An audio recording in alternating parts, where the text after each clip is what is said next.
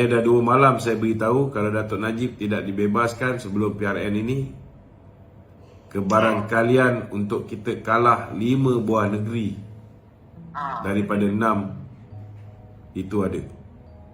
Kebaran kalian untuk kita kalah 5 daripada 6 buah negeri sangat cerah. Sangat cerah. Ada saya dah tengok Datuk live dalam 2 malam lepas. Betul. Ada cakap pasal. Sebelum tu saya nampak benda ni tak serius, kan? Tetapi semakin hari semakin kuat gelombang ni, kan? Sebab orang dah tak boleh terima lagi dah. Dulu zaman Mahathir, pemimpin kita ni dianiaya. Zaman Muhyiddin, pemimpin kita ni terus dianiaya. Zaman Ismail Sabri, last kali pemimpin kita ni masuk dalam. Hari ni UMNO sebahagian daripada kerajaan, kan?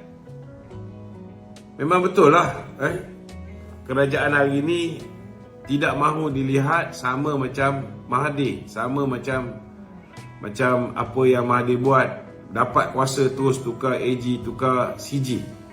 Memang betul di kalangan atas pagar kita untung kerana atas pagar nampak bahawa kita tak salah guna kuasa. Datuk Seri Anwar Ibrahim tak salah guna kuasa. Tetapi fixed deposit kita, penyokong-penyokong tegar UMNO, penyokong-penyokong tegar Datuk Seri Najib, mereka beranggapan seolah-olah macam Datuk Seri Anwar, Datuk Seri Zahid ini tidak membantu. Ini lagi bahaya, kan?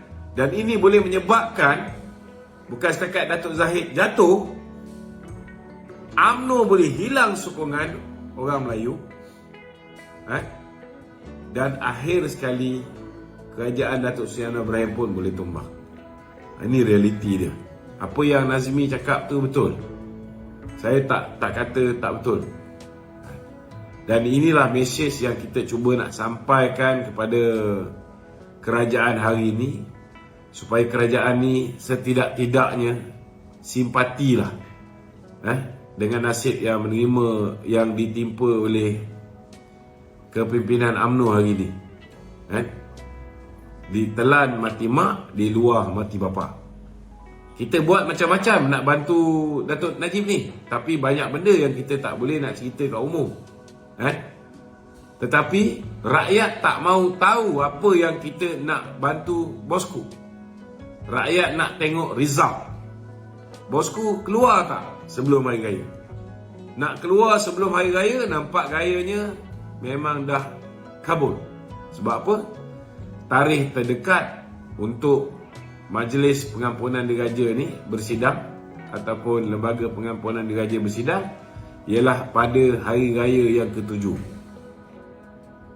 Maknanya hari raya pertama ni memang sedih lah, kerana Datuk Najib terpaksa beraya. Maknanya 7 hari pertama hari raya ni, orang balik kampung, orang akan cerita tentang penganiayaan yang dilalui oleh Datuk Najib. Padahal yang menganiaya dia Mahathir, yang menganiaya dia Muhyiddin dan rakan-rakan yang sewaktu dengannya. Tetapi yang kena tanggung ialah kerajaan hari ini. Bila dah masuk dalam ni, nak keluar sekelip mata macam tu tak boleh, kena ikut prosedur. Nak keluar cara mudah saya nampak ialah sekiranya Nazlan didakwa. Tapi kalau Peguam Negara tak nak dakwa Nazlan, boleh tak keluar? Tak boleh. Maksud boleh keluar kalau betul. Kalau ada pendakwaan ke atas Nazlan, hari ni dia dakwa je. Bila-bila masa saja Datuk Najib perlu dibicarakan semula di hadapan seorang hakim yang tidak ada konflik kepentingan, maka dia boleh diikat jamin balik. Dia akan start balik di Mahkamah Tinggi. Segala keputusan di Mahkamah Tinggi di bawah Hakim Nazlan dikira tidak sah, null and void. Maka keputusan Mahkamah Rayuan baik, Mahkamah Persekutuan baik, semua tak terpakai lagi. Ataupun sekiranya kerajaan hari ini meneliti balik pelantikan Ketua Hakim Negara tidak mengikut Undang-Undang Negara, pelantikan Ketua Hakim Negara dibuat bukan melalui cadangan daripada Judicial Appointment Commission, tetapi di atas cadangan Tommy Thomas. Sepatutnya pelantikan Ketua Hakim Negara ini pun diisytiharkan sebagai tidak sah. Kalau tidak sah, keputusan-keputusan yang dia buat selama hari ini pun tak sah juga. Ini kena faham. Ini kita kena faham. Okey? Maknanya kira macam Ketua Hakim Negara ni dia orang anggap dia orang kebal daripada undang-undang lah. Tak boleh nak siasat lah, tapi nak apa lah Bukan. Dalam Malaysia hari ini, yang paling berkuasa dalam negara ni ialah hakim. Bukan yang di Pertuan Agong. Ni bukan saya cakap, tapi Tengku Maimun cakap. Sebab hakim, saya nak beritahu hakim kalau SPRM nak siasat, tidak ada sebarang undang-undang yang mengatakan SPRM mesti ikut protokol. Tak ada. Tetapi Ketua Hakim Negara kata mesti ikut protokol. Mesti beritahu dia dulu. Ni mana punya undang-undang ni? Ini law of the jungle. Suka-suka dia je buat undang-undang ni. Dan dalam Malaysia ni, nobody is above the law. Even the king, even the sultan, even the TYT can be charged in the special court. Boleh didakwa. Yang di Pertuan Agong, Sultan, Raja-Raja Melayu boleh didakwa di dalam mahkamah khas. Tetapi Nazlan tak boleh lagi didakwa. Maknanya mana lagi besar? Agung lagi besar ke hakim-hakim lagi besar?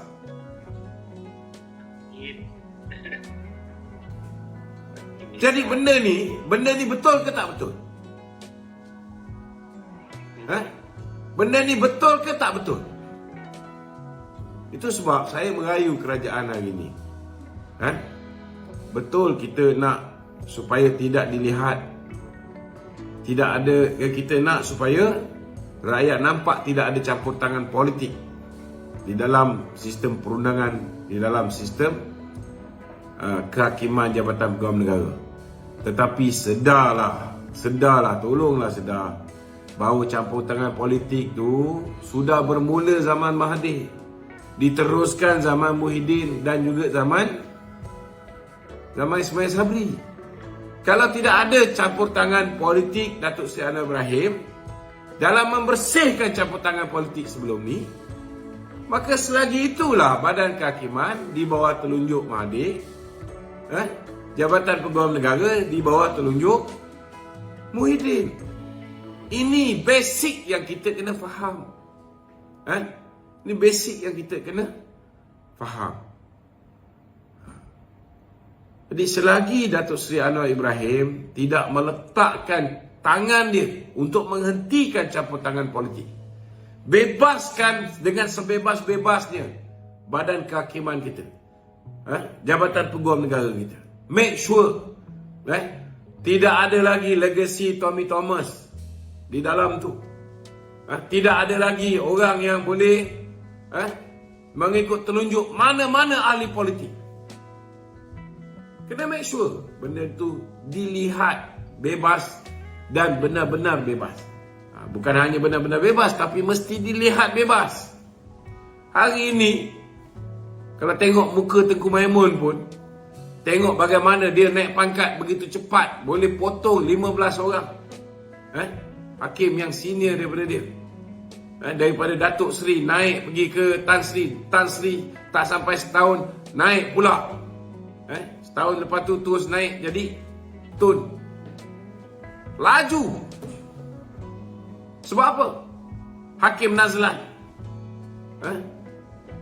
hakim yang tak ada pengalaman dalam apa ni, dalam jenayah, tiba-tiba terus diberikan tempat di apa dipanggil kes yang berprofil tinggi. Lepas dia jatuh hukum ke atas Datuk Najib, dinaikkan pangkat pula pergi ke Mahkamah Rayuan. Sekejap dia naik pangkat. kita orang ada otak, kita boleh fikir. Majoriti rakyat Malaysia Ya. orang masih percaya Datuk Najib tu berkalah. Kan? Saya nak kata majoriti rakyat Malaysia masih percaya apa ni Datuk Najib salah ni, saya tak anggap ianya pandangan majoriti lah. Mi, saya rasa ada jumlah yang agak significant amount dia percaya bahawa siapa juga yang dihadapkan ke muka pengadilan bila diputuskan oleh mahkamah, maka dia bersalah. Tetapi Mi, saya antara orang yang bagi saya lah saya tengok perjalanan mahkamah tu. Kalau hakim contohnya bila dalam kes nak memilih hakim dah dipilih secara komputer, iaitu Hakim Sufian Razak, komputer yang pilih. Tiba-tiba SPRM mendedahkan bahawa selepas Hakim Sufian Razak tu dipilih, ada pihak yang buat apa dipanggil sebagai judges shopping tau. Dia orang pergi shopping, dia pergi cari judges secara rahsia. Nak cari orang tu tawar suruh dia jadi hakim. Dan sebelum Hakim Nazlan terima ni, 3 orang hakim tolak. Penawaran tu dibuat secara rahsia, penolakan tu pun ditolak secara rahsia. Ini salah dari segi undang-undang, Tuan Cumi. Jadi setengah orang dia percaya kalau dah bawa pergi mahkamah, kalau dah diadili, apa juga yang mahkamah putuskan itu adalah benda yang betul. Tidak ada yang tak betul selain yang betul belaka. Tapi ada orang juga tak bodoh ni. Ada orang juga tahu bahawa hakim-hakim ini boleh diatur. Seperti mana zaman dulu, zaman Mahathir, ianya didedahkan oleh VK Linggam. Ada orang juga tahu bahawa berlakunya penawan terpilih. Ini bukan orang tahu. Ini adalah dakwaan Tommy Thomas sendiri dan sudah disiasat buku dia oleh panel petugas khas dan disahkan betul. Jadi, orang yang ada otak, orang yang boleh berfikir dengan waras, dia tahu bahawa Datuk Najib dianiaya. Dia tahu bahawa Datuk Zahid dianiaya. Jadi orang macam kami ni, kita tak boleh terima benda yang tak adil ni. Itu beza antara kita dengan setengah-setengah orang. Ambil contoh lah macam Bar Kausel punya kenyataan hari ni.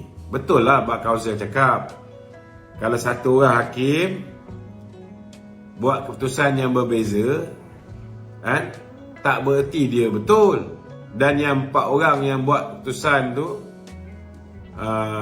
berbeza daripada seorang hakim tu, maka 4 orang tu salah. Memanglah tidak. Kalau ikut undang-undang Malaysia ni, kalau ada 5 orang hakim, 3 tu tetap menang berbanding dengan 2.